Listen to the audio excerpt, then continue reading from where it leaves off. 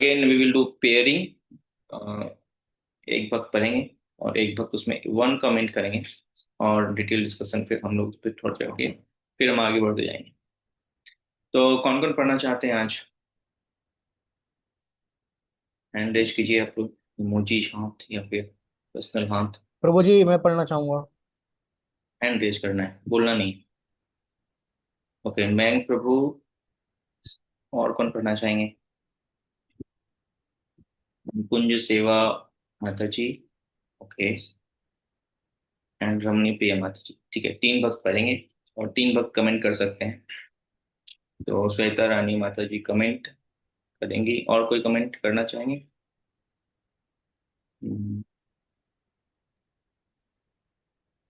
Comment. Kashi Yadav, रति मंजरी माता जी, तपोनिधि। Okay. तो तीन प्रभु, अ, तीन माता जी प्रभु जी कमेंट कमेंट कर रहे हैं, तीन माता जी प्रभु जी रीडिंग कर रहे हैं। ओके, सांतला माता जी कौन पहले रीडिंग कर रहे हैं, कौन कमेंट कर रहे हैं? Prabhuji, Mayank Prabhuji, and will be reading, and Shweta Mataji will be telling this thing, comment, one comment. comments. Nikun Seva one Mataji will. Important point, ठीक है। Nikun, और ये माइंड प्रो, आप सबके पास किताब है? हार्ड बुक, हार्ड कॉपी नहीं है तो स्क्रीन को जूम करके भी हम पढ़ सकते हैं। तो बार बार अच्छा हम ये बोले कि बड़ा कीजिए छोटा कीजिए, जो स्क्रीन को हम थोड़ा जूम कर सकते हैं अगर हमें मोबाइल में छोटा दिखना है। ओके, पढ़िए माइंड प्रो। हरे कृष्ण प्रभु जी। हरे कृष्ण। दूसरा अवरोध प्रजलय या व्यर्थ बोलना है। जब हम अपने कुछ मित्रों से मिलते हैं तो हम टर्टर करने वाले मेंढकों की तरह तुरंत व्यर्थ की बातें करना शुरू कर देते हैं। यदि हमें बातें करनी ही है तो हमें कृष्ण भावनामृत आंदोलन के विषय में बातें करनी चाहिए। जो लोग कृष्ण भावनामृत आंदोलन से बाहर हैं वे ढेरों समाचार पत्र, पत्रिकाएं तथा उपन्यास पढ़ने, पहेली सुलझाने तथा अनेक व्यर्थ के कार्य करने में रुचि दिखाते हैं। इस प्रकार लोग अपना अमूल्य समय शक्ति व्यर्थ ही गंवाते हैं। पाश्चात्य देशों में वृद्ध लोग सक्रिय जीवन में अवकाश प्राप्त करने पर ताश खेलते हैं, मछली पकड़ते हैं, टेलीविजन देखते हैं और व्यर्थ की सामाजिक राजनीतिक योजनाओं पर बहस करते रहते हैं। प्रजलप के अंतर्गत ये सभी तथा अन्य तुच्छ कार्यकलाप सम्मिलित हैं जिसकी रुचि कृष्ण भावनामृत में है। ऐसे बुद्धिमान व्यक्ति को ऐसे कार्यों में कोई भी भाग नहीं लेना चाहिए।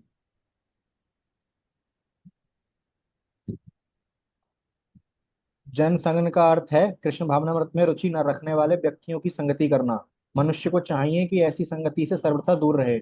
अतएव श्रील श्रील नरोत्तम दास ठाकुर ने हमें केवल कृष्ण भावना भावती भक्तों की संगति में भक्त सनेवास रहने का परामर्श दिया है। मनुष्य को चाहिए कि वह भक्तों की संगति में रहकर सदैव कृष्ण की सेवा में संलग्न रहे। समान व्यापार में संलग्न व्यक्तियों की संगति व्यापार में उन्नति के लिए लाभप्रद होती है। फलस्वरूप भौतिकवादी लोग अपने प्रयासों को बढ़ाने के लिए तरह तरह के संगठन तथा क्लब बनाते हैं।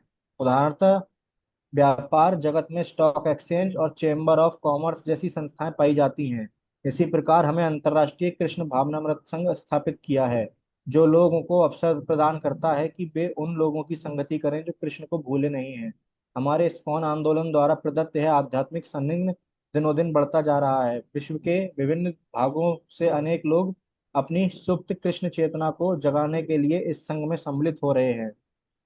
श्रील भक्ति सिद्धांत सरस्वती ठाकुर अपनी अनुवृत्ति टीका में लिखते हैं कि मानसिक तार्किकों या शुष्क चिंतकों के द्वारा प्राप्त ज्ञान करने के लिए अत्यधिक प्रयास अतहार आवश्यकता से अधिक संग्रह के अंतर्गत आता है। श्रीमद् भागवत के अनुसार दार्शनिक चिंतकों द्वारा कृष्ण भावनामृत से विहीन शुष्क दर्शन पोथे लिखने के प्रयास पूर्णतः व्यर्थ हैं। आर्थिक विकास पर अनेक किताबें लिखने वाले कर्मियों का कर्म भी अत्याहार की कोटि में आता है। इसी तरह जिन्हें कृष्ण भावनामृत की कोई इच्छा नहीं है और जो अत्यधिक अधिकाधिक वस्तुओं को पाने मात्र के लिए इच्छुक रहते हैं, चाहे वे वैज्ञानिक ज्ञान के रूप में हो या धन का लाभ हो, वे सब अत्याहार के क्षेत्र में आते हैं। कर्मीजन भावी पीढ़ियों के लिए अधिकाधिक धन संचित करने के श्रम करते हैं क्योंकि वे अपना भविष्य की स्थिति को नहीं जानते। ऐसे मूर्ख व्यक्ति अपने पुत्रों तथा पौत्रों के लिए अधिकाधिक धन प्राप्त करने की रुचि रखने के कारण यह भी नहीं जान पाते कि अगले जीवन में उनकी स्थिति क्या होगी। इस बात पर प्रकाश डालने वाली अनेक घटनाएं हैं। एक बार कमीन ने अपने पुत्रों तथा पौत्रों के लिए प्रचुर संपत्ति एकत्र कर ली, लेकिन आगे चलकर अपने कर्म के अनुसार उसे एक मोची के घर में जन्म लेना पड़ा, जो उस इमारत के पास स्थित था जिसे अपने उसने अपने पूर्व जन्म में अपने लड़कों के लिए बनवाया था। ऐसा संयोग हुआ कि जब वह मोची अपने पहले वाले मकान में आया तो उसके पहले वाले पुत्रों तथा पौत्रों ने उसे जूते से पीटा। जब तक कर्मी तथा ज्ञानी कृष्ण भावनामृत में रुचि नहीं लेते, तब तक वे व्यर्थ के कार्यों में अपना जीवन बिताते रहेंगे। ओके, ठीक है, हम कुछ स्टॉप करते हैं, डिस्कशन कर तो लेते हैं, फिर आगे बढ़ेंगे। हरे हरे हरे कृष्ण। कमेंट इनका है। It is Shweta Mataji. Yes, Hare Krishna. एक इम्पोर्टेंट पॉइंट बताना है। हम्म। इसमें एक इम्पोर्टेंट पॉइंट ये बताया गया कि हमें जब भी बोलना चाहिए, हमें कृष्ण भावनामृत के बारे में बोलना चाहिए। जब हम कभी, इसमें एक एग्जांपल दिया गया है मेढक का। जब हम दोस्तों के संपर्क में आते हैं तो हम क्या करते हैं, बहुत सारी इधर उधर की बातें मेढक की तरह टटर टटर करके बोलना स्टार्ट कर देते हैं। तो प्रभुपाद जी ने यहाँ मेढक का एग्जाम्पल दिया। और फिर इसमें एक और पॉइंट बताया गया कि हमें अधिक संग्रह नहीं करना चाहिए, ये अत्याहार में आता है। और हमें वैसे लोगों का संग करना चाहिए जो हमें कृष्ण से जोड़ते हो, ना कि हमें कृष्ण से दूर करते हो। हम्म। अत्याहार प्रयासश्च, तो हमने लास्ट टाइम जो किया था, अत्याहार प्रयासश्च प्रजल्पो। तो पापा जी इस वाले पॉपट में प्रजल्पा को ऐड कर रहे हैं। तो अत्याहार में आप सबने देखा था, अत्याहार मतलब जरूरत से ज्यादा हमें ग्रहण करना। इसमें एक बहुत इंपॉर्टेंट पॉइंट ये था कि हर एक के लिए नीड अलग हो सकती है। मान लो आप 4 चपाती खाते हो, ये नहीं बोलोगे ये भी 4 चपाती खाए। वो 2 चपाती खा सकते हैं, 3 चपाती खा सकते हैं, 6 भी खा सकते हैं। तो अत्याहार मतलब मिनिमम जो भी रिक्वायरमेंट है वो रिक्वायरमेंट फुलफिल होना चाहिए। अगर किसी घर में 2 बच्चे हैं तो उसकी नीड अलग होगी, किसी घर में 4 बच्चे हैं नीड ज़्यादा होगी। तो अत्याहार डिपेंड करता है कि हम कितना रखना चाहते हैं हमारे नीड के अनुसार। बट इतना तो हमें रखना ही चाहिए कि हम अपनी भक्ति को अच्छे से कर सकें। बट लास्ट में एग्जाम्पल भी दिया शिला प्रभुपाद जी का। शिला प्रभुपाद जी कहते हैं सब कुछ कृष्ण का है, तो मुझे दे दो तो मैं सारा कुछ कृष्ण से हम लगाऊंगा।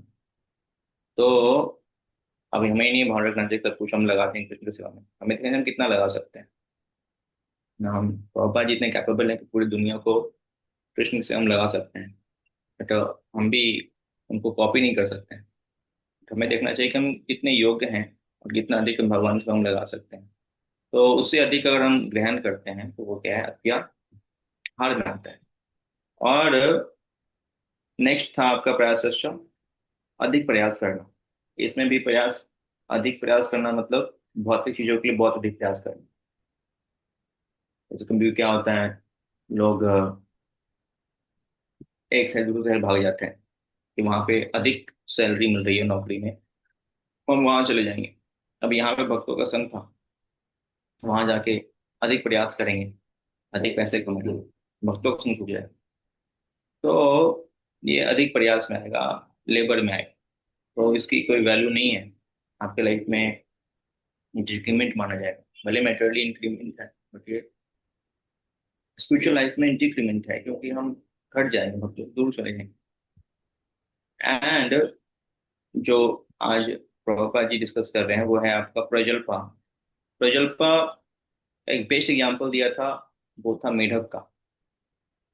याद है आपको, लास्ट क्लास में दिया था क्या, लास्ट टू लास्ट क्लास में, कौन बताएंगे? याद है? तो पुण्य प्रभु को याद है, बताइए। हरे कृष्ण जी, धन्यवाद प्रणाम। तो जी, ये बताया गया था कि मेंढक जो है वो टटर टटर करता रहता है। बारिश के सीजन में स्पेशली पानी में टटर करता है, और उससे कुछ नहीं होता, वो सिर्फ अपनी मौत को इनवाइट करता है। सांप को उसकी हम्म। लोकेशन पता लग जाएगी। जैसे आजकल हम लोकेशन भेजते हैं ना व्हाट्सएप पे, तो उस तरह सांप को हम्म। उसकी लोकेशन पता लग जाएगी कि वो वहां वहां पे ऐसे बोल रहा है। तो सांप जाएगा और उसको खा लेगा। तो ऐसे ही जो भौतिक संसार के लोग हैं, वो टटर टटर करके, मतलब जो भी फालतू की बातें करते हैं भगवान के बारे में ना बात करके, तो उससे वो मौत की ओर अग्रसर होते जा रहे हैं। और अपने जो भक्ति तो बढ़ा नहीं रहे, अपने कर्मों को ही और बढ़ाते जा रहे हैं। हरे कृष्णा वृंदावन प्रणाम। अभी के प्रजल्पा क्या है? अभी अभी देखो, आपको प्रजल्पा थोड़ी करता है। अब मेट्रो में जाइए, ट्रेन में जाइए, घर में जाइए, सब शांति फैला रहता है। हर जगह शांति ही शांति है। कोई कुछ नहीं बोल रहा है। तो क्या सब प्रजल्पा नहीं कर रहे हैं? मोबाइल। कर रहे हैं प्रजल्पा, सभी प्रजल्पा कर रहे हैं। ये व्हाट्सएप पे चल रहा है ना, जो tip tip tip tip tip tip tip tip, ये प्रजल्पा ही तो है। यूट्यूब पे जाते हैं, एक एक मिनट की वीडियोज आ गई, एक मिनट का प्रजल्पा है वो। आप यूट्यूब पे जाइए, फेसबुक पे जाइए, इंस्टाग्राम, सब जगह प्रजल्पा ही चल रहा है। तो प्रजल्पा ने अपना रूप चेंज कर लिया। पहले डायरेक्ट प्रजल्पा होती थी, बैठे बैठे प्रजल्पा कर रहे हैं। शिल्पा जी एक एग्जाम्पल देते हैं, जैन मुनि का। वो लोग क्या करते हैं, अपने मुंह पे पट्टी लगा लेते हैं कि मैं नहीं कुछ बोलूंगा। हाँ, मैंने बोलने से वर्ड ले लिया है, मुंह पे पट्टी लगा लेते हैं। लेकिन करते क्या है, मुंह पे पट्टी लगा लिया, लेकिन लिखते हैं बहुत सारे बातें किताबों में, इधर उधर की बातें, तपस्याएं, फलाना ढिकाना, बहुत कुछ लिखे जा रहे हैं, 10-15 किताबें लिख डाली। तो वो के बीच क्या चल रहा है, वो भी एक्चुअली प्रजल्पा ही चल रहा है। राइट। तो इसलिए जरूरी है कि हम क्या करें, हम इस प्रजल्पा को रोक लगाएं। जो भी बातें कृष्ण के संबंध में नहीं है, वो क्या होगा, प्रजल्पा ही बन जाएगा। बहुत क्लियर सिद्धांत है। कृष्ण भावना भावित में चीजों को समझना बहुत कठिन नहीं है, अगर हम सरल हैं। तो बहुत सिंपल सिद्धांत है प्रजल्पा के लिए। अगर आप कुछ भी बोल रहे हैं, एक लाइन भी बोल रहे हैं, उस लाइन में भगवान कृष्ण सम्मिलित नहीं है, तो वो प्रजल्पा ही माना जाएगा। राइट।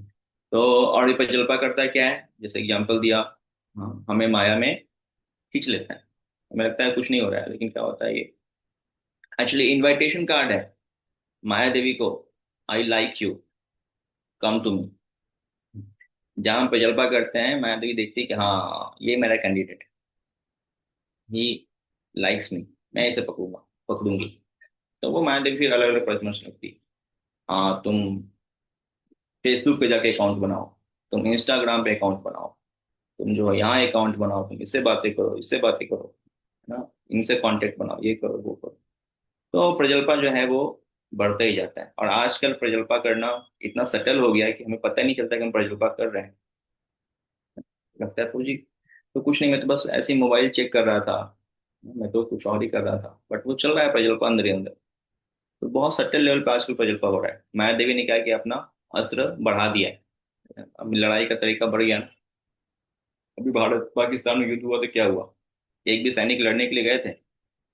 बैठे बैठे लड़ाई हुआ, है ना? बैठे बैठे लोगों की मृत्यु हो गई। हम्म, तो लड़ाई हुआ, लेकिन सैनिक नहीं गए लड़ने के लिए, दोनों अपने घरों में बैठे हुए थे और लड़ाई चल रहा था। तो टेक्निक एडवांस हो गई है। तो ऐसी माया देवी ने क्या किया, अपने आप को एडवांस कर लिया है।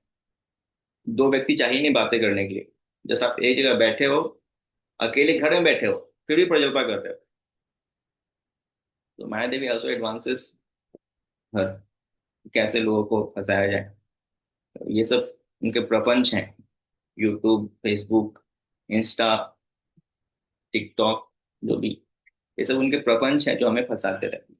तो जितना अधिक हम इसमें इंगेज हैं, मतलब उतना अधिक हम प्रजल्पा करना चाहते हैं और ये कर रहे हैं। तो इससे बहुत जरूरी है, अभी कलयुग के टाइम पे अगर हम भक्ति कर रहे हैं तो इन सब से बचना। नेक्स्ट है जनसंघा। जनसंघा बेसिकली कृष्ण भावनामृत की बात करें तो इसमें बताया जाता है कि बुरे लोगों का संग नहीं करना। अब बुरे लोग कौन होते हैं?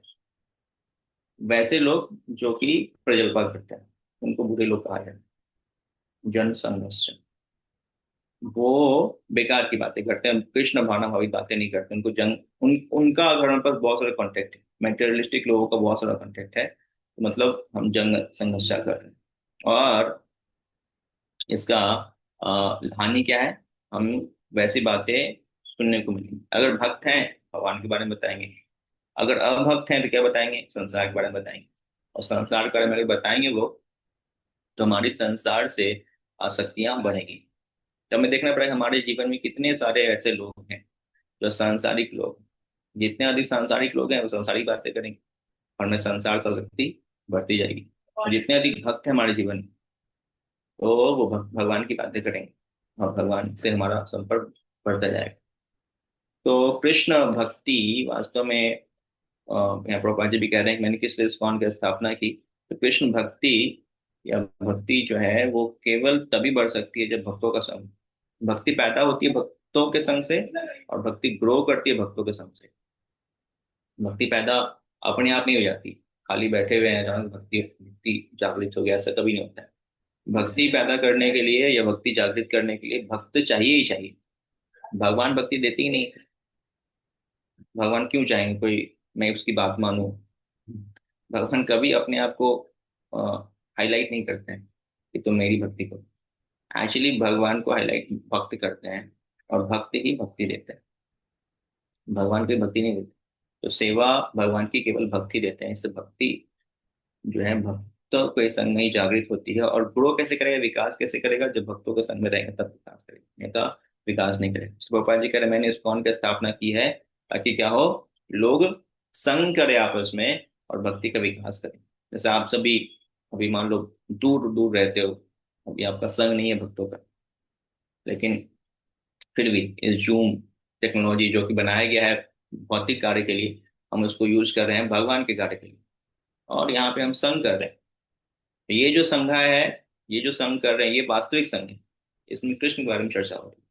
तो ये संघ क्या हमारे लिए भक्ति के लिए बहुत ही अधिक लाभदायक है। लेकिन आप देखेंगे कि कई सारे सैटरडे संडे को मेटलिस्टिक संघा भी होती है जूम के ऊपर। हम जो ऑफिस वाले हैं या फिर जो वैसे मीटिंग्स अटेंड, देखा होगा हजार हजार लोग आते हैं जूम पे और 4 4 घंटे मीटिंग चलती है। किसके बारे में? संसार के बारे में। ये करना है, वो करना है, इस प्रोजेक्ट पे काम करना है, ऐसा करना है, वैसा करना है, लाइफ मोटिवेशन, फलाना दिखाना, बहुत सारी बातें चलती रहती हैं। तो वो संघ क्या करता है, हमें नीचे गिराता है। उसमें भक्ति नहीं भी होती है ना। कोई एक लाइन बोल दे कृष्ण के बारे में, तो वो सबकी आंखें छोड़ दी जाती, क्या बोल रहा है ये।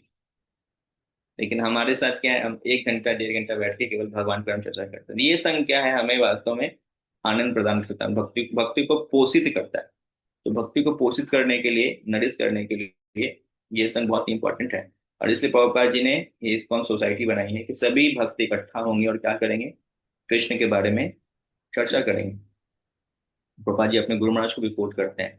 क्या कोट करते हैं कि वास्तव में अत्याहार का मतलब क्या होता है, जरूरत से ज्यादा इकट्ठा कर लेना। तो फिर प्रभुपाद जी एक्चुअली जो पोपर्ट्स है प्रभुपाद जी के, इसमें प्रभुपाद जी कभी लिंक जहां जहां आ रहा है वहां पे कोई बता रहे हैं प्रभुपाद जी अत्याहार के बारे में, कोई बता रहे जन्म संघर्ष के बारे में, कोई बता रहे हैं पैराशस्त्र के बारे में। तो प्रभुपाद जी ऐसे तोड़ तोड़ के जहां जहां लिंक आ रहा है, जहां जहां स्टोरी जा रही है, प्रभुपाद जी ऐसे बता रहे हैं। तो फिर प्रभुपाद जी अगेन स्टार्ट करते हैं, प्रभुपाद जी अनुवर्ती। तो उसमें प्रभुपाद जी बताते हैं कि अत्याहार के बारे में। तो एक बुक लिखी है उनके गुरु महाराज ने, उसमें बताया अत्याहार के बारे में, जरूर से ज्यादा फिर इकट्ठा करने। तो प्रभुपाद जी यहाँ पे नीचे फिर एक एग्जाम्पल भी देते हैं, एग्जाम्पल देते हैं एक कॉबलर का। तो ये रियल स्टोरी है वास्तव में। एक कॉबलर जो था वो एक जगह जन्म लेता है, और उसको याद था कि ये घर मैं नहीं बनवाया, उसको पास्ट मेमोरी थी, ये घर मैं नहीं बनवाया। तो बार बार क्या हो, उस घर के आगे उसको मोची का काम मिल गया, और बार बार जाके सोचे कि घर तो मैं नहीं, मेरा ही बेटे हैं मेरे ही। तो जाता था अंदर रहने के लिए कि मैंने बनवाया, तो उसके बेटे उसको पीट के भगाते थे। तो जो है ये क्या है, बहुत अधिक आसक्ति अपने वस्तुओं से, मेरा है मेरा है। जैसे आपसे हमने एक स्टोरी सुनी होगी एक व्यक्ति की, जो बहुत गरीब रहता है लेकिन बहुत मेहनत करके वो बहुत सुंदर घर बनाता है, बहुत पैसे इकट्ठा करता है, और बाद में क्या तो उससे आसक्त हो जाता है। तो उसके बच्चे होते हैं, तो बच्चे बड़े होते हैं, वो सोचता है कि अभी बच्चे बड़े हो रहे हैं लेकिन अब इसका रक्षा कौन करेगा, और घर से बाहर नहीं निकलता है, घर में पैक रहता है। बाकी बच्चे और बड़े हो जाते हैं और इसकी मृत्यु की टाइम आ जाती है। तो उसकी मृत्यु के टाइम पे बताते हैं नारद मुनि आते हैं। हालांकि फर्स्ट टू में आपको शॉर्ट बता, बहुत डिटेल स्टोरी है। नारद मुनि आते हैं, नारद मुनि आकर के बोलते हैं कि अब तो भक्ति कर लो। बोलते हैं नहीं नहीं, अभी तो मैं कैसे भक्ति करूँ।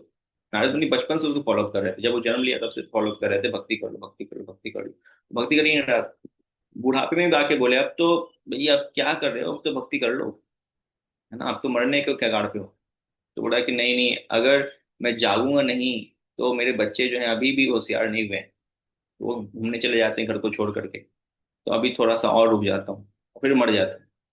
मरने के बाद चूंकि बहुत आसक्त था, तो बताते हैं उसका जन्म उसी उसी घर के अंदर सांप के रूप में हो जाता है बाद में। तो वो सांप की तरह में जन्म होने के बाद भी उस घर के चक्कर काटते रहता है। ये घर मेरा है, कोई घुसे नहीं इस घर के अंदर, मैं इस घर की रक्षा करूंगा। नारद मुनि बोलते हैं नालायक, इतना ये नालायक है कि सांप बनने के बाद भी घर के से आसक्ति नहीं जा रही, अभी भक्ति नहीं कर रहा। तो वो जाते हैं बेटों को बोलते हैं देखो घर में एक सांप है। बेटे बाहर निकलते हैं और क्या करते हैं, उसको पकड़ के खूब पीटना पीटते हैं। वो चिल्लाता है अरे मैं तेरा बाप हूँ, मैं तेरा बाप हूँ। वो सुनता ही नहीं और उसको पीट देते हैं, मार देते हैं। तो ये है आसक्ति। तो आसक्ति वास्तव में अगर हमें करना ही है तो केवल भगवान से करना चाहिए, अन्यथा क्या करेगा ये हमें हमें कष्ट देगा। तो यहाँ पे प्रभुपाद जी एग्जाम्पल दे रहे हैं कि वास्तव में अत्याचार कभी नहीं करना चाहिए। कोई भी जरूरत से ज्यादा इकट्ठा नहीं करना चाहिए। आपको याद है सनातन गोस्वामी की स्टोरी। जब सनातन गोस्वामी के पास क्या था, एक सॉल था। वो जब जॉब में थे, जब काम कर रहे थे, बहुत अमीर थे, प्रधानमंत्री के पद पे थे, और बाद में उनको बहुत धन था। तो उस समय महाप्रभु नहीं कह रहे हैं कि आप सब कुछ छोड़ दो, सब कुछ त्याग कर दो। लेकिन बाद में क्या होता है, बाद में जब वो वैराग्य का जीवन लेते हैं तो उनके पास एक सॉल रहता है। उस सॉल को लेकर के महाप्रभु के पास आते हैं। महाप्रभु देखते हैं कि बहुत महंगा सॉल, वैराग्य का जीवन लिया है लेकिन क्या किया उसने, एक सॉल रखा हुआ है। तो महाप्रभु इशारे से जब देखते हैं तो वो समझ जाते हैं कि महाप्रभु को सॉल पसंद नहीं आ रहा, कि इतना महंगा साल मैंने रखा हुआ है सॉल। तो वो जाते तुरंत उस सॉल को त्याग देते हैं। वैसे ही स्टोरी आती है रघुनाथ दास गोस्वामी जी की, जिसमें क्या करते हैं वो पहले विवाहित जीवन में थे, बाद में फिर वो गृह त्याग करते हैं, फिर वो महाप्रभु के पास आते हैं, वैराग्यपूर्ण जीवन जी रहे होते हैं। बाद में वो क्या करते हैं कि जब रह रहे थे जगन्नाथपुरी में तो उनके घर से पैसे आ रहे थे, तो पिताजी बहुत अमीर थे। तो घर से उन मतलब बहुत पैसे आते थे। तो क्या करते उन पैसों से लोगों को खिलाते थे और महाप्रभु खिलाते थे। बाद में बोले नहीं ये तो ठीक नहीं है, मैंने वैराग्य का जीवन लिया है और घर से पैसे ले रहा हूँ। तो उन्होंने क्या किया, बाद में उस पैसे को बंद कर दिया। अब क्या किए वो, जाकर के फिर जगन्नाथ जी के मंदिर के आगे वो भिक्षाटन करके खाने लगे प्रसाद।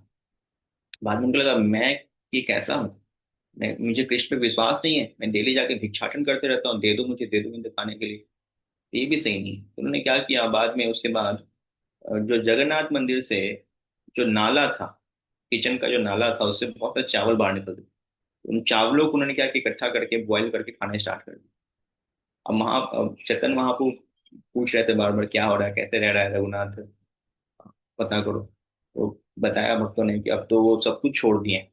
अब तो हम भिक्षाटन भी नहीं करते, क्या करते हैं, वो केवल चावल के दाने इकट्ठे करते हैं, बॉईल करते हैं, जो आता है उसको भगवान करते तो ही खाते हैं। तो महाप्रभु बड़े खुश हुए कि ये वास्तव में वैराग्य जीवन जी रहा है ये, है ना, केवल भगवान पे डिपेंडेंट है। तो बाद में क्या करते हैं, महाप्रभु स्वयं जाते हैं, बोलते हैं कि जो आपने बनाया है वो मुझे खिलाओ, बहुत टेस्टी है ये। तो रघुनाथ बोलते हैं कि नहीं नहीं महाप्रभु, ये तो मैंने नाले से निकाला है, ये आपको कैसे खिलाऊं। नहीं, ये सबसे अधिक टेस्टी है क्योंकि इसमें भक्ति है। तो हमें देखना पड़ेगा, इसलिए मैं ये सब स्टोरी बता रहा हूँ आपको कि हमें देखना पड़ेगा कि हमारे लिए नीड क्या है। अकॉर्डिंग टू नीड उतना ही इकट्ठा करें जितना हमारे को जरूरत है। उससे ज्यादा हम कुछ भी करते हैं तो हम उससे आसक्त हो जाएंगे, और जैसे बूढ़े व्यक्ति की तरह हमारा हाल हो जाएगा। आसक्ति होने के बाद भक्ति कभी नहीं होती। नारद ने स्वयं आके रिक्वेस्ट कर रहे हैं कर लो भक्ति, अब तो कर लो। नहीं, क्योंकि आसक्ति बहुत है। तो इसलिए यहाँ मना किया है कि आसक्ति ना रखें। बहुत अधिक वैसे लोगों का संग जो कि बहुत ही भौतिकवादी हैं, बहुत अधिक जरूरत से अधिक खा लेना, जरूरत से अधिक इकट्ठा कर, जरूरत से अधिक बोलना, जरूरत नहीं बोलने की, फिर पट पट पट पट बोले जा रहे हैं। तो क्या करता है हमें वो अ, आसक्ति दिखाता है कि हम बहुत ही आसक्त है संसार से। तो जो संसार से आसक्त है वास्तव में भगवान से आसक्त कभी नहीं हो सकता। ठीक है, अगले पॉइंट पे चलते हैं, वो है नियम आग्रह। ये बहुत इंपॉर्टेंट लेसन हरे है। कौन पढ़ेंगे? हरे कृष्णा प्रभु जी। ओके, प्रश्न है। हाँ प्रश्न, जी अच्छा यहाँ तक का प्रश्न है तो ले सकते हैं, बट अच्छा रहेगा क्लास के लास्ट में कोई क्वेश्चन।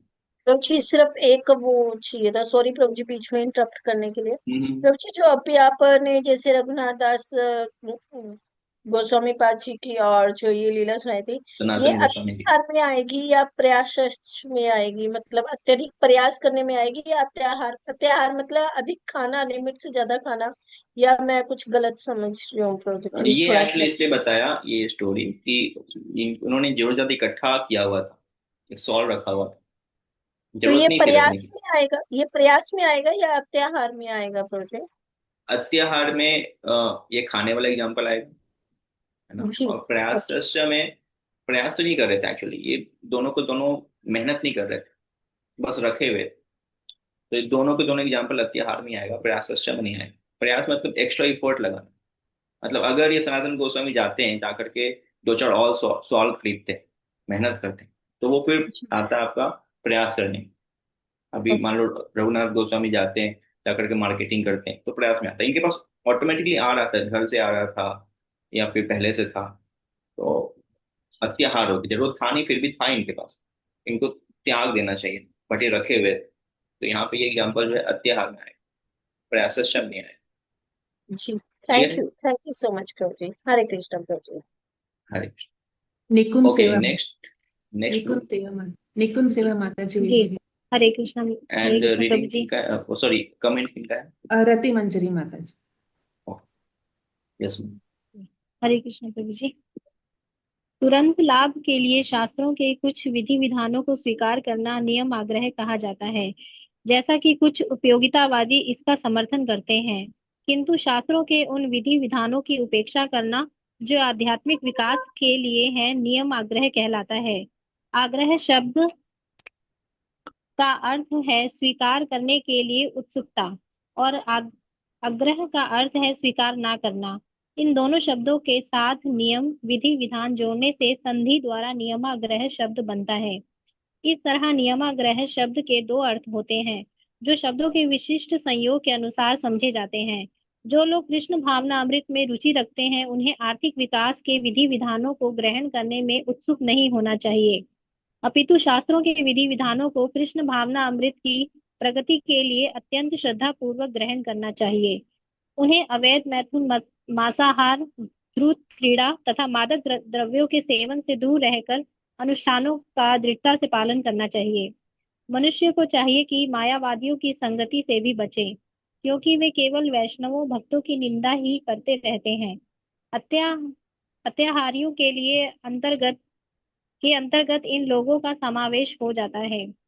भुक्तिकामी अर्थात भौतिक सुख चाहने वाले, मुक्तिकामी अर्थात जो निराकार ब्रह्म में विलीन होकर मुक्ति चाहते हैं, तथा सिद्धिकामी अर्थात जो योग की सिद्धि चाहते हैं। ऐसे लोगों की संगति करना तनिक भी वांछनीय नहीं है। लालच लौल्य की श्रेणी के अंतर्गत योग साधकर मन का विस्तार करना, ब्रह्म में लीन होना या मनमानी भौतिक संपत्ति प्राप्त करने की इच्छाएं सम्मिलित हैं।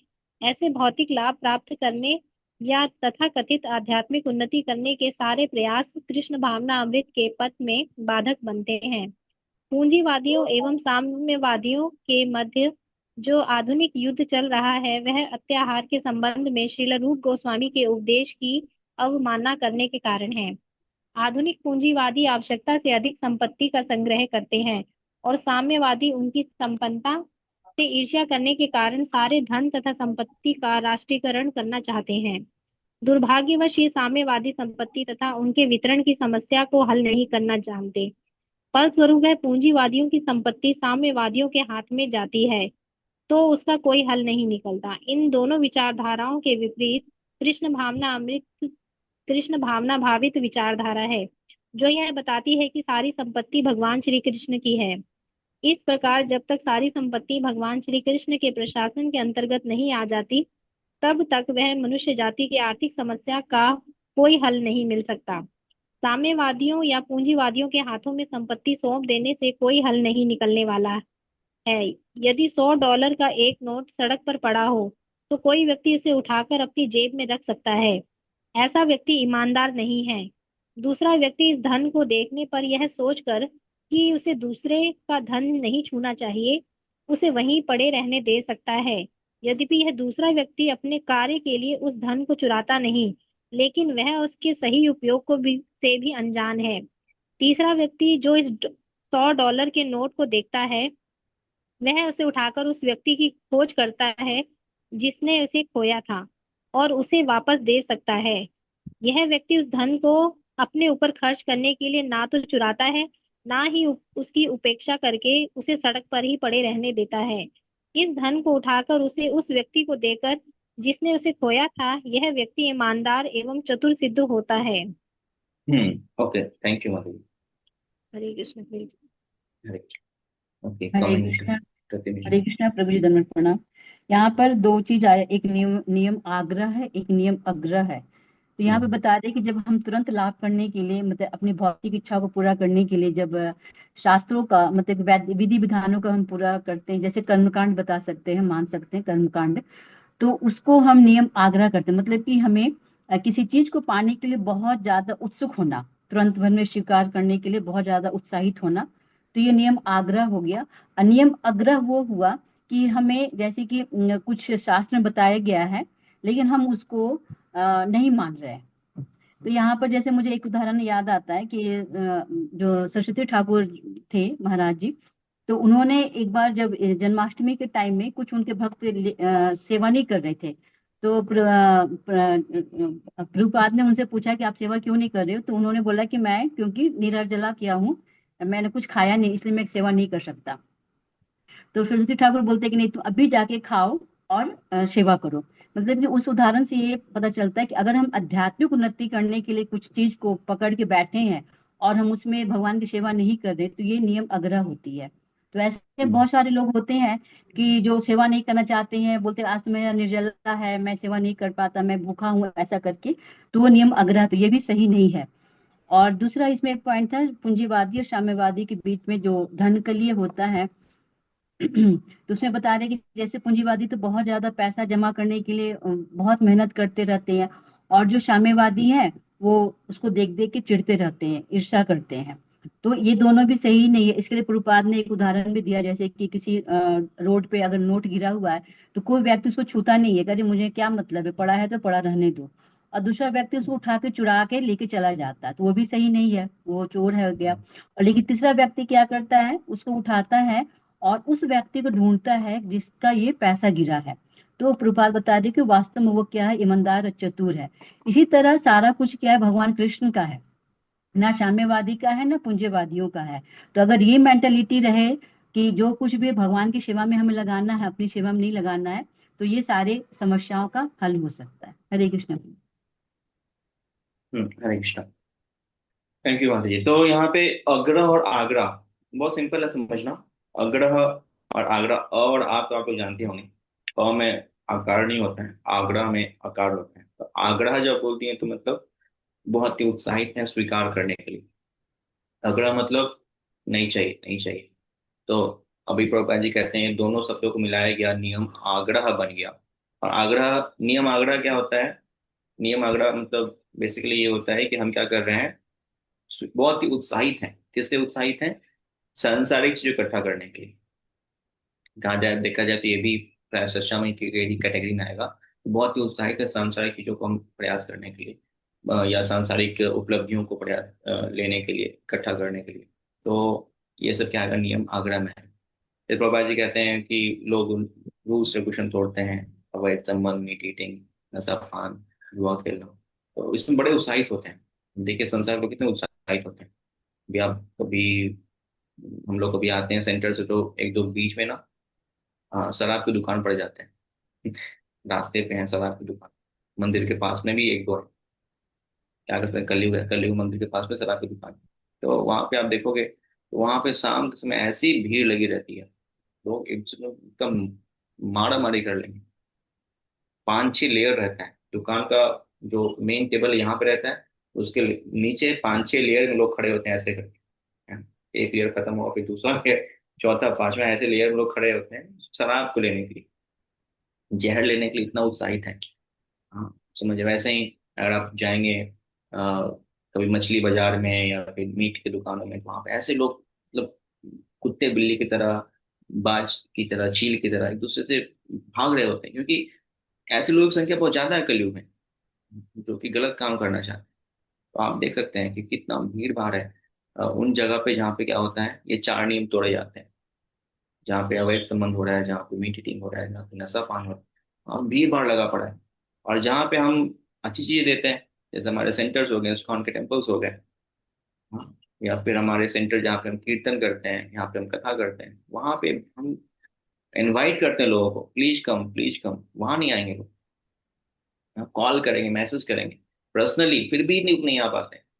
क्यों? क्योंकि कलयुग ऐसा ही है, लोग नियम आग्रह के लिए बहुत उत्साहित है। आग्रह मतलब इमीडिएट इफेक्ट चाहिए, तुरंत वाला इफेक्ट, है ना। अभी शराब पियेंगे, अभी नशा आएगा, अभी मजा आएगा, फिर खत्म।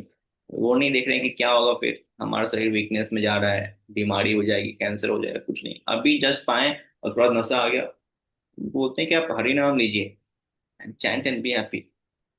प्रभुपाद जी अमेरिका गए तो वहां पे सभी लोग नशा पान कर रहे हैं। प्रभुपाद जी, उनको कैसे बताया जाए? प्रभुपाद जी ने कहा कि ये नशा करो तो क्या होगा, कभी नीचे नहीं गिरोगे। क्योंकि तुम ये जो शराब पीते हो, क्या होता है, नशा करते हो, फिर नशा टूट जाता है, फिर डेली शराब पीना पड़ता है, फिर टूट जाता है। ये नशा कर लो, हमेशा ऊपर ही रहोगे, कभी नीचे नहीं जाओगे, स्टे हाई फॉर एवर। तो उन्होंने कहा ठीक है, हम करके देखते हैं। और जब सबने स्वीकार करना शुरू किया, फिर क्या हुआ, ये रेगुलेशन आ गई, सबको बहुत ही आनंद आ रहा था। तो नियम आग्रह मतलब क्या होता है, बहुत ही उत्साहित रहना भौतिक चीजों के प्रति। आग्रह मतलब जो एक्सेप्टेबल चीजें हैं, उन चीज को हमें क्या करना, अ, स्वीकार नहीं करना, फेल हो जाना। आग्रह, आग्रह बहुत ईगर रहना, आग्रह मतलब नहीं करना। तो कई लोग जो होते हैं, खासकर पापा जी एग्जाम्पल दे रहे हैं योगियों का, सिद्धियों का, या कर्मकांडी लोगों का, जो शुक्रवार को ये करते हैं, शनिवार को वो करते हैं, है ना, शनिवार को यहाँ जाएंगे, शुक्र को वहाँ जाएंगे, अभी कुछ कमी होगी अंगूठी पहन लेंगे चार पांच, है ना, और अभी चलो वहां जाकर मत्था टेक लेते हैं। साईं बाबा बहुत अच्छे हैं, साईं बाबा क्या चलते हैं, भीड़ लगी रहती है साईं बाबा क्या। खाटू श्याम चलते हैं, खाटू श्याम में बड़ा आनंद आएगा, वहां पे जो मांगो सब फटाफट पूरा हो जाता है, लाखों लोग भीड़ लगी रहती है, सुबह लाइन लगते हैं, शाम में जाकर दर्शन होता है। राजस्थान में एक मंदिर है, वहाँ भक्त लोग बता रहे थे, उनका नाम मुझे याद नहीं आ रहा, खाटू श्याम के पास में ही है। बहुत फेमस मंदिर है, कोई है राजस्थान से यहाँ पे? चूरू मंदिर, चूरू में बाबू साहब मंदिर ऐसे करके है। बाबू श्याम, हरे हाँ, हरे कृष्ण मेहंदीपुर प्रभु जी। बालाजी। बालाजी नहीं, एक और कोई मंदिर, खाटू श्याम मंदिर के। सालासर बालाजी। किस चीज का मंदिर है प्रभु जी, कौन से? अम, ठाकुर जी के नाम से ही मंदिर है, याद नहीं आ रहा है। चलो प्रभु कोई जी, नहीं। खाटू हाँ श्याम जी के पास तो नहीं है सावलिया सेठ मंदिर, या हाँ, नाथ सावरिया द्वारा में? सेठ, नाथ द्वारा के खाटू पास श्याम जी सावरिया के सेठ पास मंदिर। नाथ द्वारा के पास है प्रभु जी। हाँ अच्छा, हाँ उधर है, नाथ द्वारा के पास सावरिया सेठ। तो यस प्रभु। सावरिया सेठ के बारे में एक भक्त बता रहे थे, उनका घर उधर ही है, वो बता रहे थे कि तो जी हमारे यहाँ ना सावरिया सेठ के यहाँ सुबह लाइन लगते हैं, शाम में लोग जाते हैं दर्शन करने। कभी कभी इतना भीड़ रहता है कि दो दो दिन तक लोग दर्शन नहीं कर पाते हैं। और वहाँ लिटरली लोग बॉन्ड भरते हैं, जैसे कोर्ट में बॉन्ड भरा जाता है, रजिस्ट्रेशन होता है, फॉर्म भरते हैं, वैसे वहाँ फॉर्म भरा जाता है कि ये मैं बिजनेस स्टार्ट करने जा रहा हूँ, इस बिजनेस में इतना पैसा लगाने जा रहा हूँ, 5 लाख रुपए। अगर मेरे 5 लाख 10 लाख आ गए तो मैं आपको दूंगा 2.5 लाख मंदिर में, दान। तो सवरिया सेठ आप क्या कीजिए, मेरा ये बिजनेस में 10 लाख का बेनिफिट करवा दीजिए। तो ऐसे बॉन्ड भरते हैं और देते हैं, वहां पे जमा करवा। अब क्या होगा, अगर उसका उस बिजनेस में 10 लाख रुपए आ गए, 5 लाख लगाया, 10 लाख आ गए, तो वो क्या करेगा, आके 2.5 लाख रुपए देगा सवरिया सेठ को कि हाँ इनके कृपा से मिली है। तो लिटरली बॉन्ड भरते हैं। तो ये क्या है, ये जो है इसको कहते हैं नियम आग्रह। बहुत उत्साहित है नियम पालन करने के लिए, हम जाएंगे सवरी तक दर्शन करेंगे, बहुत लंबे लाइन में लगे हैं, पर किस लिए? अपना फायदा हो, बहुत ही फायदा हो। तो संसार में लोग ऐसे ही हैं, जस्ट इमीडिएट इंजॉयमेंट चाहते हैं, तुरंत का एंजॉयमेंट लोगों को बहुत ही पसंद है, क्योंकि आसुरी प्रवृत्ति है। तुरंत ही मजे करने की प्रवृत्ति किसमें होती है? असुर में होती है। और जो देवता होते हैं वो धैर्य रखते हैं, धैर्य के साथ वो काम करते हैं और भगवान को प्रसन्न करने का प्रयास करते हैं। लेकिन असुरों में धैर्य नहीं होता है। असुर क्या होते हैं, बहुत ही अधिक मैच्योर नहीं होते, तुरंत ही उनको जाना चाहिए। तो ऐसे लोगों को जो होते हैं वो नियम आग्रह करते हैं, बहुत ही उत्साहित रहते हैं। प्रभुपाद जी फिर आगे एग्जाम्पल दे रहे हैं, वो आगे जो लास्ट जो है वो है आपका लॉलियम। लॉलियम में क्या होता है कि बहुत ही अधिक लालायित रहते हैं, किसके लिए? भौतिक चीजों को प्राप्त करने को। लालच भी कह सकते हैं, ग्रीड भी कह सकते हैं, लॉलियम को हिंदी में लालच भी कह सकते हैं।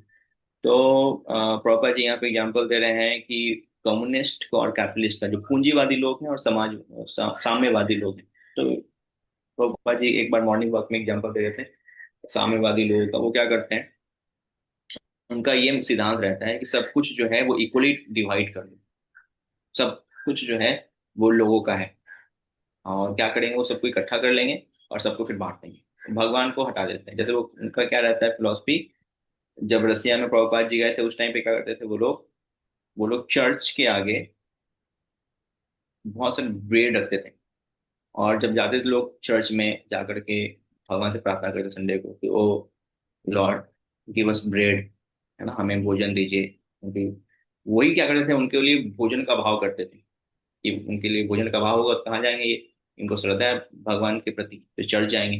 अब वो जब चर्च गए तो प्रार्थना करके संडे को बाहर निकले, अब भगवान से प्रार्थना करेंगे तुरंत तो मिलेगा नहीं, भगवान देंगे लेकिन थोड़ा वेट करके देंगे। तो हम बाहर निकले तो बोलते थे कि देखो तुमने प्रेयर्स किया, इतने टाइम प्रेयर किया, तुम्हें मिला क्या ब्रेड, तुम्हारी ब्रेकफास्ट मिली, तुम्हें लंच मिला, तुम्हें? अरे नहीं मिला तो नहीं है, हमने बस प्रार्थना किया है।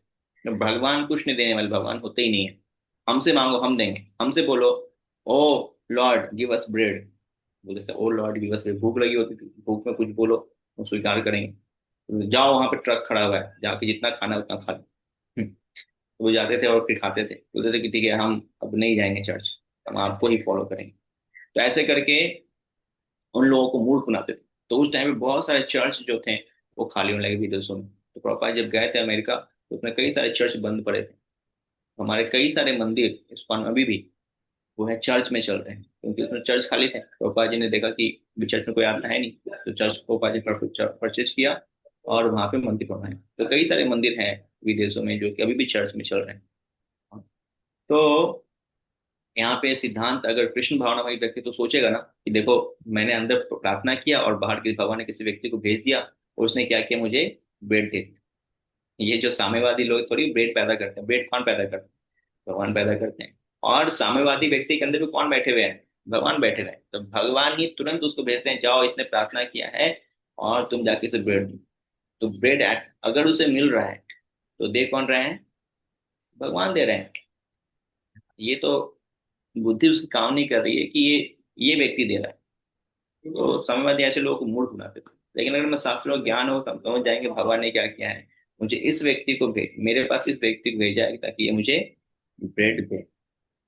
तो पापा जी यहाँ पे कह रहे हैं कि ये लोग क्या करते, लालच करते थे, कैसे करके हम क्या करें, लोगों से धन लेंगे, लोगों से मान सम्मान लेंगे, लोगों को हम मूर्ख बनाएंगे और फिर क्या करेंगे, इन लोगों पे राज करेंगे। तो ये था कम्युनिस्ट सिद्धांत जो रसिया में, अभी तो केवल चाइना में है, रसिया में तो कम्युनिस्ट खत्म हो गया। और पूंजीवादी भी लगभग ऐसा ही है। पूंजीवादी मतलब जो बहुत अमीर लोग होते हैं क्या करते हैं, लोगों पे शासन करते हैं और शोषण करके उनका धन इकट्ठा करना चाहते हैं। तो ये सभी क्या कर रहे हैं, वास्तव में चोर हैं। एक बार दिल्ली की ही स्टोरी है, प्रभुपाद जी के पास दिल्ली से राजस्थान का एक व्यापारी आता है और दिल्ली में आकर के प्रभुपाद जी से कहता है, प्रभुपाद जी मैं तो भक्त हूँ। प्रभुपाद जी कहते हैं क्या करते हो तुम? तो उसने कहा मैं कपड़ों का व्यापार करता हूँ। तो प्रभुपाद जी ने कहा तुम कपड़ों का व्यापार करते हो, तो कपड़ा के लिए ये जो कपड़ा कहाँ से आता है? तो बोला कपड़े तो रुई से आते हैं। रुई कहाँ से आता है? रुई पेड़ से आता है। और पेड़ कहाँ से आता है? पेड़ धरती से आता है। धरती कहाँ से आती है? तो बोलने के लिए मजबूर हो गया कि भगवान से आती है। बोले आप ये सारा कुछ वास्तव में भगवान से ही ले रहे हो और कहते हो मैं व्यापार करता हूँ, इसलिए तुम एक नंबर के चोर हो। प्रभास ने उसके सामने उसको चोर बोल दिया। अब उसका मुंह लटक गया, है ना, उदास हो गया कि मैं चोर हूँ। तो हालांकि वो डोनेशन करता था थोड़ा बहुत। तो प्रभुपाद जी के जो डिसाइपल्स हैं उनका, he is donating also Prabhupada sometimes, he gives money to us to serve the Lord। तो प्रभुपाद जी ने कहा था ये छोटा चोर है, थोड़ा देता है छोटा चोर है, अगर पूरा देगा तो बड़ा, पूरा देगा तो वास्तव में भक्त है, अगर थोड़ा दे रहा है तो छोटा चोर है। तो प्रभुपाद जी ने बोला, फिर तो वो भी हंसने लगा। तो इस तरह से जो भी हमारे पास है 100% एक्चुअली भगवान को देना चाहिए। अगर हम थोड़ा दे रहे हैं तो क्या है, छोटा चोर है। अगर पूरा दे रहा है तो वास्तव में क्या है, भक्त है। भक्त कुछ भी अपने पास नहीं रखता, उसका हर जो उसके पास संपत्ति है, ऐश्वर्य है, धन है, मान सम्मान, सब किसके लिए होता है, भगवान के लिए होता है। तो वास्तव में वो चोर नहीं, लेकिन हम कुछ भी रख रहे हैं अपने लिए तो चोर है। छोटा चोर कह लीजिए, चोरी तो चोरी होती है, चाहे वो 1 रुपए करे, चाहे वो 100 रुपए करे। तो यहाँ पे ये स्टोरी आती है। ओके, हम आगे बढ़ते हैं। लास्ट पैरा है, रमणी प्रिया लास्ट 2 पैरा कौन पढ़ेंगे? रमणी प्रिया माता जी। Okay, comment.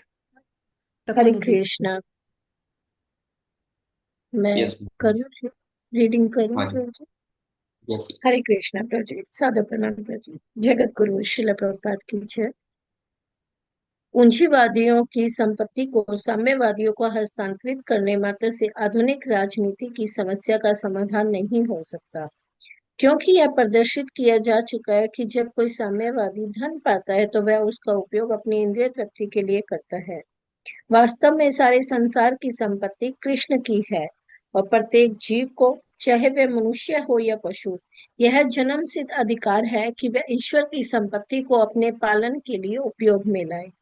जब कोई व्यक्ति, चाहे वह पूंजीवादी हो या साम्यवादी, अपने पालन भरण की आवश्यकता से अधिक ग्रहण करता है तो वह चोर होता है, और वह प्रकृति के नियमों द्वारा दंडित होने योग्य है।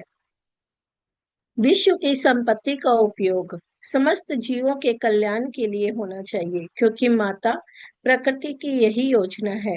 प्रत्येक व्यक्ति को भगवान की संपत्ति का उपभोग करते हुए जीवित रहने का अधिकार है। जब लोग भगवान की संपत्ति को वैज्ञानिक ढंग से उपयोग में लाने की कला सीख लेते हैं, तब वे एक दूसरे के अधिकारों पर अतिक्रमण नहीं करेंगे।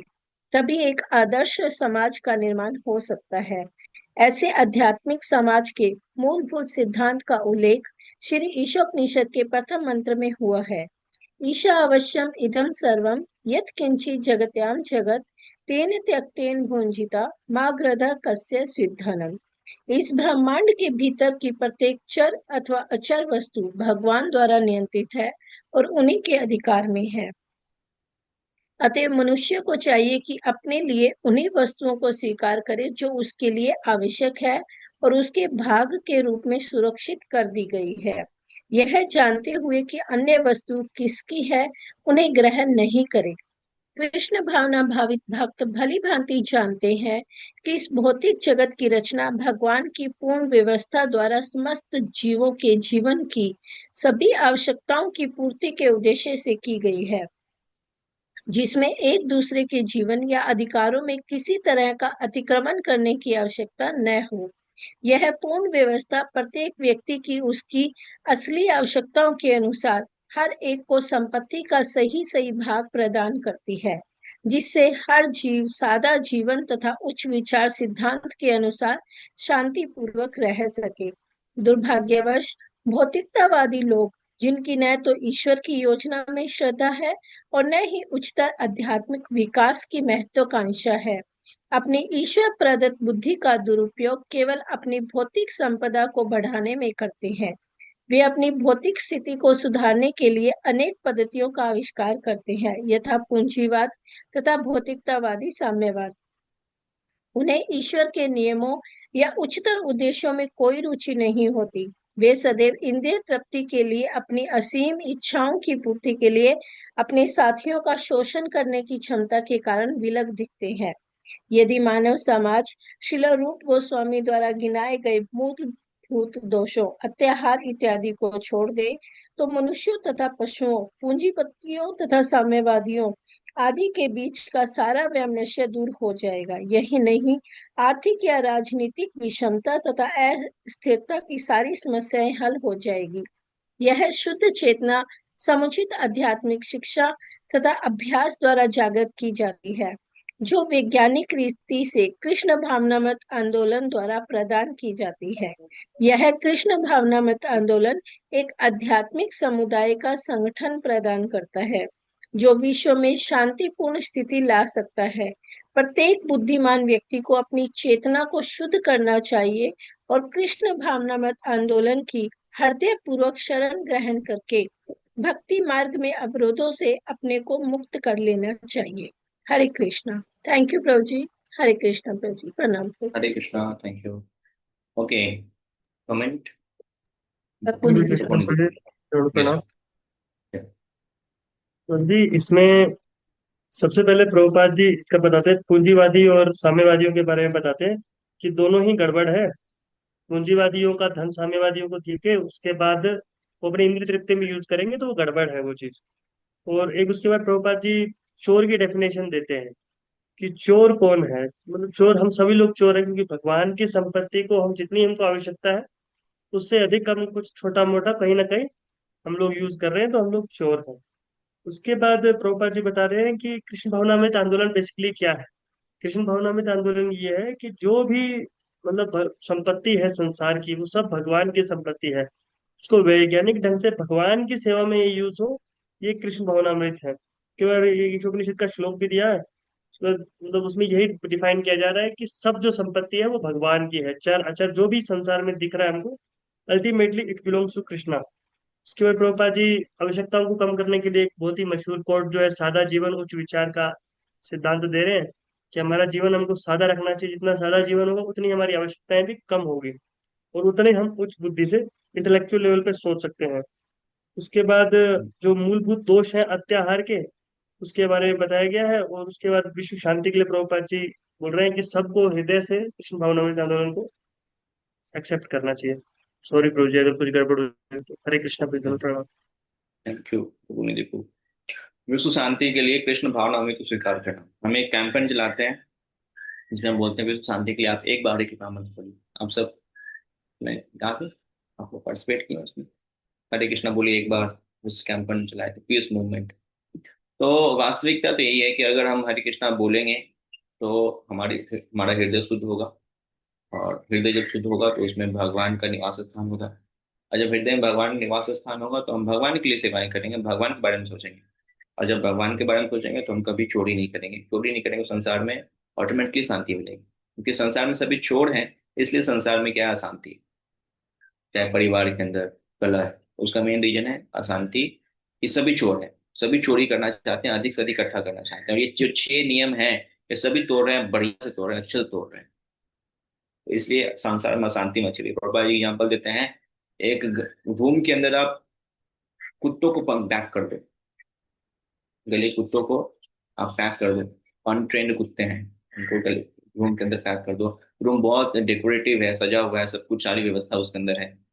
और 10-15 कुत्ते अंदर बंद करके आप 1 घंटे बाद जब खोलेंगे रूम को तो क्या आपको मिलेगा? सब कुछ सजा धजा मिलेगा। क्या दिखेगा? आप पूरा कमरा अस्त व्यस्त दिखेगा। कोई कहीं पॉटी किया हुआ है, कहीं पे कोई टॉयलेट किया हुआ है, सारा सोफा पिक्चर सब इधर से उधर हुआ पड़ा है, सबने एक दूसरे को खरोच लगाया हुआ है। भाई, तो प्रभुपाद जी कहते हैं धरती जो प्रकृति है बहुत खूबसूरत है। भगवान ने बहुत ही व्यवस्थित ढंग से बनाया है, ताकि जो मेरे जीव हैं, मेरे अंश हैं, ये हम मेरे से दूर जा रहे अच्छे से रहे। भगवान ने यहाँ कोई कमी नहीं छोड़ी, हर चीज दी है ताकि हम यहाँ पे भी अच्छे से रह सकते हैं। समस्या क्या है? समस्या क्या है कि हम चोर बन गए, कुत्तों की तरह, उन कुत्तों की तरह हैं जो अधिक इकट्ठा करना चाहते हैं। ये 6 चीजें जो आज के श्लोक में हमने डिस्कशन किया, क्या करना चाहते हैं हम लोग? हम लोग बहुत ही अधिक इकट्ठा करना चाहते हैं, हार करना चाहते हैं, बहुत अधिक मेहनत करना चाहते हैं, बेकार की बातें करना चाहते हैं, नियमों को तोड़ना चाहते हैं, अधिक से अधिक बुरे संग करना चाहते हैं, और लालच को बढ़ा लिए। तो ये 6 चीजें करते हैं तो हमें हमारे अंदर क्या होता है, भगवान की प्रति जो श्रद्धा है वो खत्म हो जाती है, या कह लीजिए सद्भिर भक्ति विनश्यति, तो ये खत्म हो जाती है। और चोर कभी शांत नहीं रहते हैं। कई लोग कहते हैं संसार में कोई सभी लोग हैं अच्छे लोग हैं, है ना, ये तो किसी का बुरा नहीं सोचते हैं। ये कहना गलत है। चोर तो चोर ही होते हैं, चाहे वो चोरी 1 रुपया करे या 2 रुपया करे। जैसे एक स्टोरी आती है कि 5 चोर इकट्ठा हुए, उन्होंने चोरी किया धन का। बोला कि अभी हम ईमानदारी से सबको बराबर बराबर बांटेंगे। तो ये चोर के ईमानदार है? 5 ने चोरी की, है ना, बैंक लूटा, फिर इकट्ठा होते हैं, बोलते हैं क्या हम सारा सामान ईमानदारी से, हम बहुत ईमानदार हैं, सारा सामान ईमानदारी से बराबर बराबर बांटेंगे। तो आप क्या बोलेंगे, सारों जो 5 चोर है ईमानदार है? नहीं, क्योंकि उनका जो रूट है वो क्या है, चोर है, उन्होंने चोरी किया हुआ है। तो इस संसार के उसको जो सभ्य लोग दिखते हैं कि प्रभु जी ये तो बड़े सभ्य हैं, जो नौकरी करते हैं, धंधा करते हैं, भले ही भक्ति नहीं करते हैं लेकिन नौकरी धंधा करते हैं और गलत नहीं करते हैं। अरे भाई वो गलत ऑलरेडी करके बैठे हुए हैं। कैसे करके बैठे हुए हैं? वो भगवान की भक्ति नहीं करते। जो भगवान की भक्ति नहीं कर रहे हैं, भगवान की सेवा नहीं कर रहे, वास्तव में चोर हैं। अब भले ही बाहरी रूप से ईमानदारी दिखाएं कि नहीं नहीं हम तो देखिए भाई समाज में बड़ा अच्छा व्यवहार है हमारा, हम किसी को बुरा नहीं बोलते हैं, किसी के साथ अच्छा सबके साथ अच्छा व्यवहार रखते हैं, हमने हमने हमने देखा आपने किसी ऊंचा आवाज में बात को क्रोध भी नहीं करते हम लोग, सब कुछ सही है। लेकिन वास्तव में आप चोर हैं क्योंकि आप क्या कर रहे हैं? भगवान की भक्ति नहीं कर रहे, भगवान की सेवा नहीं कर रहे। तो रूट चोरी का है। तो वो कभी शांतिमय जीवन व्यतीत ही नहीं कर सकते। उनके जीवन में अशांति रहेगी रहेगी, चाहे कितना ही सब बाहर देखें अशांत तो रहने ही रहने वाले हैं। डॉक्टर हो, इंजीनियर हो, बहुत बड़े धनी व्यक्ति हो, भगवान की सेवा नहीं कर रहे हैं, भक्त नहीं है, तो ये चोर थिप सिंपल फिलोसफी है। क्योंकि वो 6 काम कर रहे हैं। ये जो 6 काम है जो आज हमने डिस्कशन किया, ये 6 काम वो कर रहे हैं। अत्याहार, प्रयासश्च, प्रजल्प, नियमाग्रह, संशय, लौल्यम। और उन्होंने क्या किया? अपनी श्रद्धा भगवान प्रति विनष्ट थी, विनाश करके रखा हुआ है। तो प्रभुपाद जी कहते हैं फाइनली कि कृष्ण भावना भावित जो आंदोलन, उसका एक ही उद्देश्य है। क्या उद्देश्य है? कि लोगों ने जो अपना श्रद्धा विनाश करके रखा हुआ है उसको फिर से जागृत करना है। ये हमारा मेन उद्देश्य है। तो कैसे हम जागृत करेंगे? तो उसके लिए अगला श्लोक, अगर ये 6 काम करेंगे तो क्या होगा? उनके अंदर कृष्ण भावना भी जागृत होगी। और हमारे अंदर जो, ऐसा नहीं कि हम उनको देना है, बाहर के लोगों को देना है जो भक्त हैं, वास्तव में हम भी इन 6 कैटेगरी के अंदर आते हैं। अगर आप देखें झांक करके तो ये 6 चीजें हैं, अत्याहार, व्यासश्च, प्रजल्प, नियमाग्रह, संघर्ष, जन संघर्ष, लौल्यम। आप में से बताएं ये 6 काम कौन कौन कर रहे हैं? हाथ खड़े कर दिए बस, जेन्युइनली, है ना, ताकि हम जो है अपने आप को रियली जज कर पाए विनम्रता के साथ। कौन कौन ये 6 काम कर रहे हैं? मैं भी कर रहा हूँ, भले ही ब्रह्मचारी हूँ, बट कहीं ना कहीं सेटल हो तो ये सब कहीं ना कहीं चलता है ना। आज चपाती थोड़ा ज्यादा ही खा लेते हैं, बड़ा टेस्टी सब्जी बना हुआ है तो कहीं ना कहीं तो हो जाता है, राइट। तो कौन कौन कर रहे हैं? हाथ खड़े कीजिए, जस्ट विनम्रता दिखाने के लिए कि हाँ प्रभु जी हम कर रहे हैं, कर रहे हैं। ओके, बहुत लोग हाथ खड़े नहीं कर रहे हैं। विद्या माता जी, अमृता माता जी, नरेश प्रभु, नेहा माता जी, एंड कृष्णा सती माता जी, श्वेता रानी माता जी, निधि माता जी, सुमंगला प्रीति देवी माता, ये सब देखिए हमारे बीच में ना साधु लोग हैं। इन सबके चरणों का स्पर्श कीजिएगा जब आपसे मिले तो। ये लोग 6 काम नहीं कर रहे हैं, गलत काम नहीं कर रहे हैं, तो जब मिले इनका चरणों का स्पर्श कीजिए। हमारे बीच में साधु लोग हैं, नरेश प्रभु है ना, और कौन है, निधि माता जी, है ना, ये लोग सब। और भी जो लोग हाथ खड़े नहीं किए हैं सब साधु लोग हैं। ये 6 गलत काम नहीं कर रहे हैं। हम सभी 6 गलत काम कर रहे हैं, और वास्तव में जब तक ये 6 गलत काम करते रहेंगे तो अपनी भक्ति को हम तोड़ते रहेंगे। सुबह करेंगे जब, फिर दिन में करेंगे 6 काम गलत काम, भक्ति को करेंगे विनष्ट, तो भक्ति बढ़ेगी कैसे? लास्ट क्लास में सर एग्जाम्पल दिया था, लकड़ी, लकड़ी में धुआं होता है। हम सब के अंदर भक्ति है ऑलरेडी। हम क्या करते हैं? सुबह को जप करते हैं, भक्ति करते हैं, इस अग्नि को जगाते हैं। लेकिन बाद में क्या करते हैं? बाद में जैसे हम 6 काम करते हैं उसके ऊपर पानी डाल देते हैं। तो पानी डालने से क्या होगा? जो भी थोड़ा बहुत सुबह उसको जलाए थे अग्नि, वो क्या होता है? बुझ जाता है। तो जैसे हम 6 काम करते हैं, थोड़ी बहुत भक्ति हमने जगाई थी, मंगल आरती किया, 16 माला बहुत कठिन से जप किया, अच्छे से ध्यान से, इस तरह से जप हो ही गया, मंगल आरती कर ही ली, प्रसाद ही पाया। लेकिन ये 6 काम किए, और हमने क्या किया? जो अपने अंदर चेतना को जगाया था, कृष्ण भावना को जगाया था, उसके ऊपर क्या किया? पानी डाल दिया। लो, सब उठता है। फिर कल सुबह उठते हैं, फिर प्रभु जी मैं 6 साल से जप कर रहा हूँ लेकिन फिर भी जप में मन ही नहीं लग रहा है। अरे भाई कैसे जप में मन लगेगा? क्योंकि आप क्या करते हैं? डेली उसके ऊपर ये 6 काम करके पानी डाल देते हैं। तो हाथी स्नान वाली बात हो जाती है जो कि हमने पढ़ा था पहले श्लोक में। हम वही कर हाथी स्नान, नहाते हैं फिर बालूश रखते हैं, नहाते हैं फिर बालूश रखते हैं। तो ये 6 काम स्ट्रिक्टली हमें बंद करना ही होगा। अगर हम बंद नहीं करेंगे तो हमारी भक्ति विनाश होती रहेगी डेली, हम कभी आगे नहीं बढ़ेंगे। ओके, अगली क्लास में हम पढ़ेंगे कैसे 6 काम को अपनाएं जो हमारी भक्ति को एक्चुअली ग्रो करती है। नेक्स्ट क्लास में आप लोग पढ़ के आइएगा ताकि हम अच्छे से उसको डिस्कशन कर पाए। शिला प्रभुपाद की जय, शिला रूप गोस्वामी की जय, नेक्स्ट ऑफ इंस्ट्रक्शंस ग्रंथ की जय, जय गौर प्रेमानंदे हरि हरि। ओके, एक दो प्रश्न ले सकते हैं। एनी डाउट, एनी क्वेश्चन तो आप पूछ सकते हैं।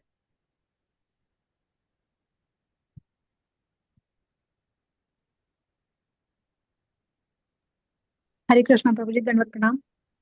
हरे कृष्णा। Yes ma'am. प्रभु जी, जैसे अभी हमने जब पढ़ा था कि जैसे अगर हमें उसमें अगर कुछ चलते हुए कोई धन लक्ष्मी वगैरह अगर हमें मिल जाती है, तो मतलब जो चोर वो नहीं है जो मतलब उसको ढूंढ के हमें रिटर्न कर दे, तो ऐसे तो मतलब पॉसिबल नहीं हो पाएगा। तो वो मतलब वही है कि एक तरीके से तो सब भगवान का ही है, तो हम जाके अगर कुछ ऐसा मिला है तो मंदिर के डोनेशन बॉक्स वगैरह में डाल दें, ऐसा कर सकते हैं। हाँ, ये बेस्ट यूटिलाइजेशन है। अगर मेरे को व्यक्ति दिख नहीं रहा जो बोले कि मैं इसका हकदार हूँ, मैं इसका मालिक हूँ, तो हमें रियल मालिक कौन है? रियल मालिक तो भगवान ही है, तो उनको दे देना चाहिए। अपने सेवा में यूज नहीं करना चाहिए, अपने लिए रख लिया नहीं। ये तो बहुत बड़ा पाप है अपने लिए रखना। तो आप देखिए ये किसी का नहीं है, तो अल्टीमेटली है तो भगवान का ही, जी। तो हमें भगवान को देना चाहिए। जी प्रभु जी। ओके। और कोई प्रश्न है किसी का? रमनी प्रिया माता जी। Yes. हरे कृष्ण प्रभु जी, दंडवत प्रणाम प्रभु जी। हम्म। प्रभु जी, जैसे आज आपने बताया कि हम सुबह नाम जप करते हैं तो अग्नि को प्रज्वलित करते हैं, और बाद में भक्ति जो रूपी है अग्नि ये, प्रज्वलित करते हाँ जी सॉरी, भक्ति रूपी अग्नि को प्रज्वलित करते हैं, और हैं। बाद में ये 6 काम करके उसको मतलब बुझा देते हैं।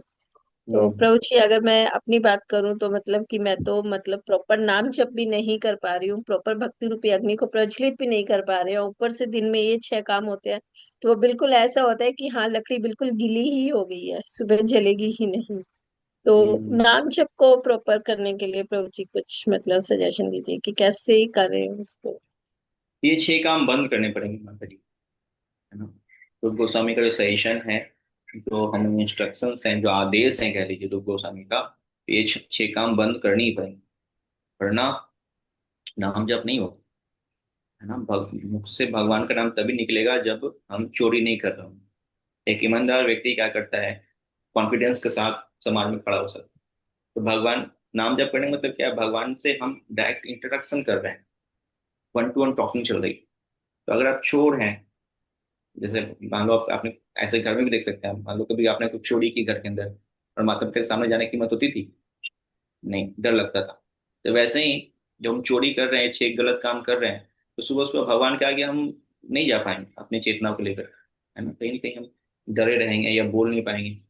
जैसे संसार में आप देखते हो कि बहुत अधिक जो चोर व्यक्ति होते हैं, सांसारिक व्यक्ति होते हैं, उनसे बोलो हरे कृष्णा, बोलो तो एक बार भी हरे कृष्णा नहीं बोले, हाँ ठीक है ठीक है।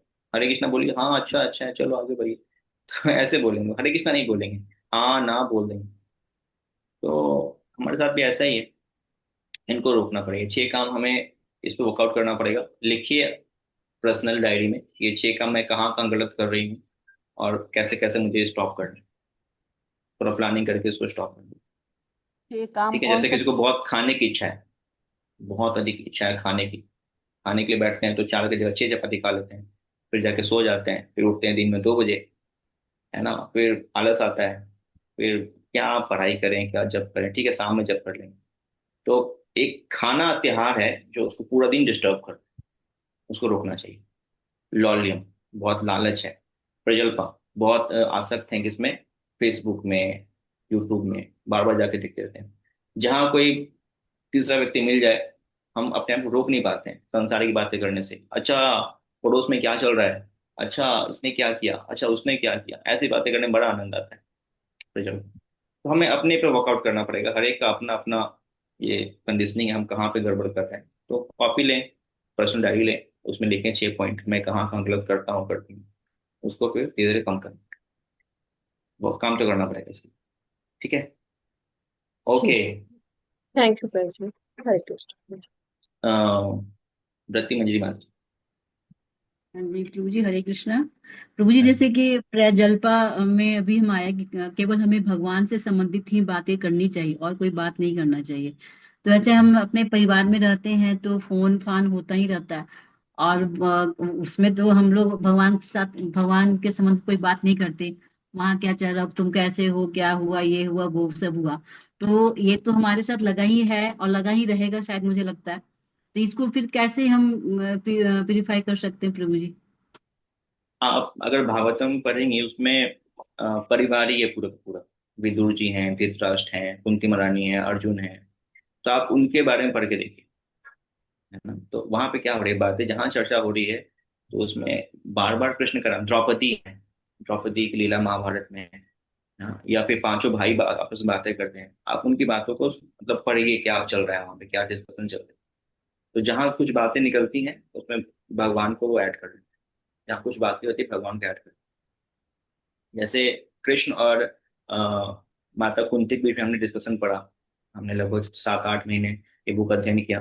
एक्चुअली है वो कौन, बुआ और भतीजा है, मेंटली देखा है बुआ भतीजा है। लेकिन बुआ भतीजा बातें क्या कर रहे हैं, बुआ भतीजा बातें कर रहे हैं वास्तव में, बुआ जो बोल रही है कृष्ण के बारे में बोल रही है, बार बार उसी के बारे में बड़ाई कर रही है, उसी के बारे में, आप ऐसे हो, आप वैसे हो, वैसे हो। तो हमें, कृष्ण भक्त अति चतुर, हमें जहां भी मौका मिले बातें करने का तो उसको भगवान से जोड़ना चाहिए।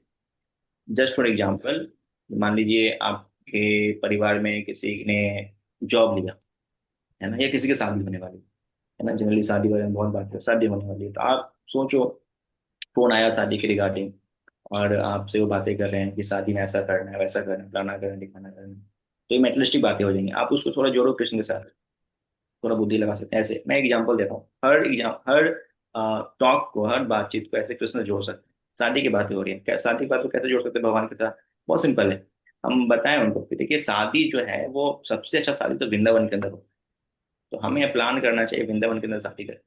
तो नहीं, वृंदावन नहीं कर सकते हैं, हम तो बहुत दूर रहते हैं, बहुत पैसे खर्च होगा। अच्छा कोई नहीं, शादी में ऐसा करते हैं कि देखिए शादी का जो मेन केंद्र बिंदु है उसमें तो भगवान ही रहते हैं।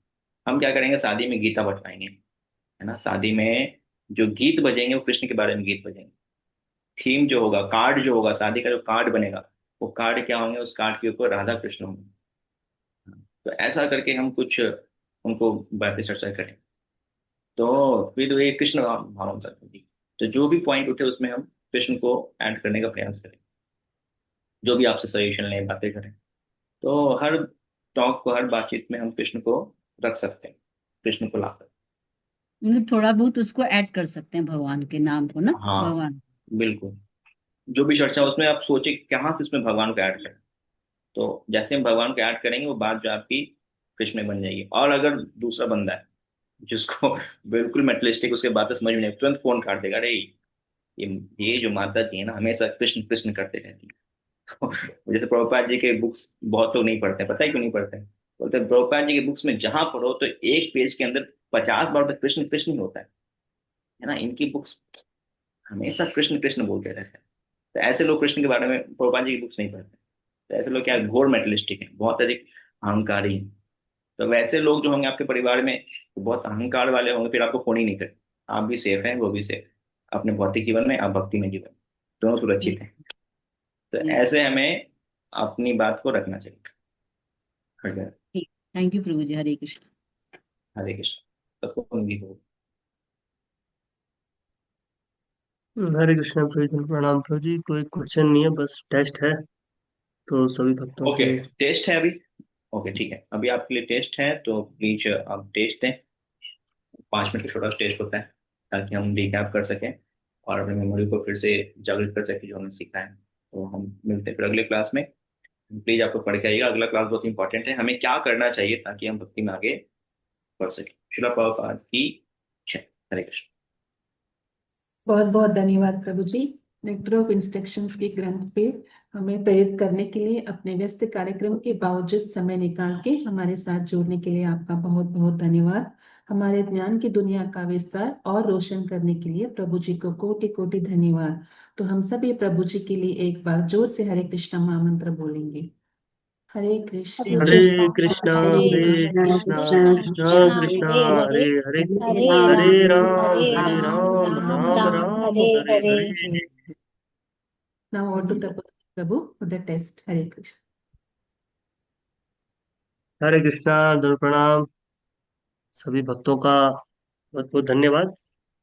आप लोग प्लीज 5-10 मिनट मुझे और झेलिए, उसके बाद फिर हम वही घोड़े वही मैदान, फिर हमारा वही संसार हमारे लिए उपलब्ध है। मैं अभी क्वेश्चन शेयर करता हूँ, सही वही वैसे ही रहेगा। किसी को कोई डाउट है तो अभी पूछ लीजिए, मैं आपको बता देता हूँ। क्वेश्चन मैं शेयर कर रहा हूँ अभी, तो ये क्वेश्चन मैं उसमें भी शेयर कर देता हूँ अभी, ग्रुप में भी पहले साथ में। Invite test, okay, I hope test दिख रहा होगा आप लोगों को। दिख रहा है? स्क्रीन पे टेस्ट आ रहा है प्रभु जी, माता जी? जी प्रभु जी। जी प्रभु जी आ रहा है। ओके, ठीक है। मैं 1 मिनट में ना उस टेस्ट को मैं साथ में उस ग्रुप में भी शेयर कर देता हूँ। तो इसमें ऐसा रहेगा नियम सीधा सा कि जो ये टेस्ट है, ये टेस्ट का आपको इसके सिर्फ आंसर लिखने हैं अभी अपने कॉपी में, A B C D इस तरह। तो इसको मैं सब पूरे टेस्ट को पढ़ूंगा, फिर